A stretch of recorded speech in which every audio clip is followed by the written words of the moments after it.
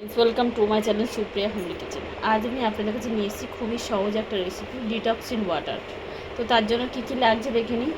লেবু নিয়েছি, এরকম স্লাইস করে কেটে নিয়েছি লেবুগুলো দেখুন।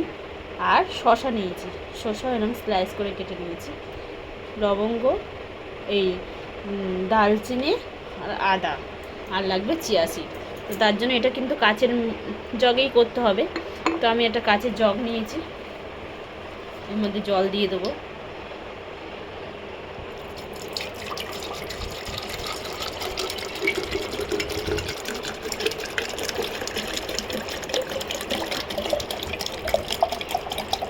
এক লিটার করবো, এই জন্য 1 লিটার জল নিয়ে নিয়েছি আমি।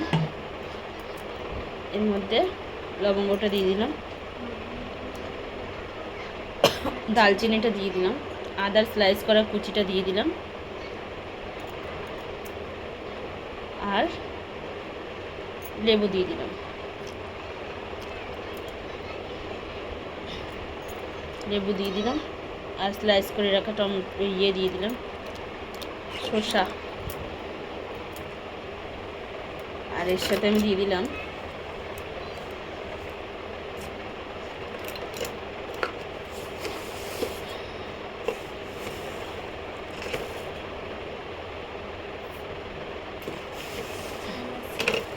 চিয়া সিড, 1 চামচের মতো চিয়া সিড দিয়ে দিলাম।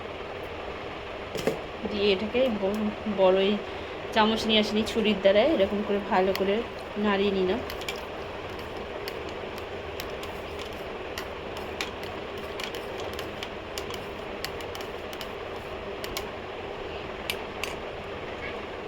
দেখুন বন্ধুরা, এই অবস্থা হয়েছে।